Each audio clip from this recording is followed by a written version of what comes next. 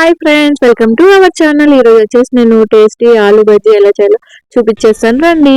So ఇక్కడ వచ్చేసి నేను బేసన్ అయితే తీసుకున్నా. బేసన్ అంటే అదేనండి, శనగపిండి, బేసన్, ఇంకా చాలా పేర్లు అయితే ఉన్నాయి దీనికి.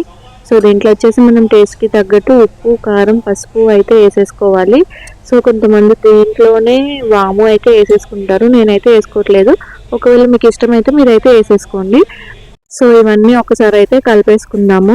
వాటర్ వేసిన తర్వాత అన్నీ ఈవెన్గా కలవు అనమాట. సో అందుకని మనం వచ్చేసి ఒకసారి పొడి పిండిలోనే ఉప్పు, కారం ఇదంతా బాగా మిక్స్ చేసేసుకొని తర్వాత వచ్చేసి ఒకేసారి వాటర్ పోసుకోకూడదు. ఒకేసారి వాటర్ పోసుకుంటే పల్చగా అవ్వచ్చు, అప్పుడు పిండి అనేది ఆలుగడ్డకి అంటుకోదనమాట. సో కొద్ది కొద్దిగా వాటర్ వేసేసుకొని మనమైతే మిక్స్ చేసేసుకోవాలి. దీంట్లోనే మనం కొద్దిగా ఈటింగ్ సోడా అయితే వేసేసుకోవాలన్నమాట.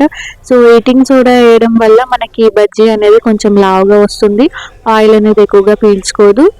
సో అందుకనే మనమైతే ఈటింగ్ సోడా అయితే వేసేసుకుంటున్నాం. సో నేను వచ్చేసి ఎంత వీలైతే అంత సన్నగా అయితే ఆలు అయితే కట్ చేసుకున్నాను. సో దీన్ని పిండిలో బాగా డిప్ చేసుకుని వేడి వేడి నూనెలో అయితే వేసేసుకున్నాను అనమాట. సో మీడియం ఫ్లేమ్లో పెట్టుకొని మనమైతే ఈ ప్రాసెస్ చేసుకోవాలి.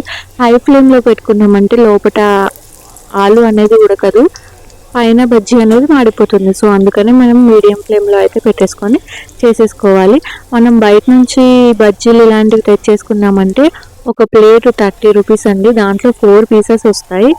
సో ఒక ప్లేట్ అయితే ఒకరికి సరిపోదు సరిగ్గా చెప్పాలంటే. సో అదే మనము ఒక 1/2 కిలో పిండి తెచ్చి ఇంట్లోనే చేసేసుకున్నామంటే కడుపు నిండా అందరం అయితే తినేయచ్చు. సో ఇక్కడ వచ్చేసి నేను బజ్జీలు అయితే వేగిన తర్వాత తీసేసుకున్నాను. దీనిపైన కొంచెం స్ట్రీట్ స్టైల్ లాగా అనిపించడానికి ధనియాల పొడి అలాగే సాల్ట్ కలిపి ఇలా పైనుంచి అయితే చల్లుకున్నాను. సో బజ్జీ అయితే చూసారు కదా, చాలా క్రిస్పీగా, సాఫ్ట్గా, సన్నగా చాలా బాగుంది.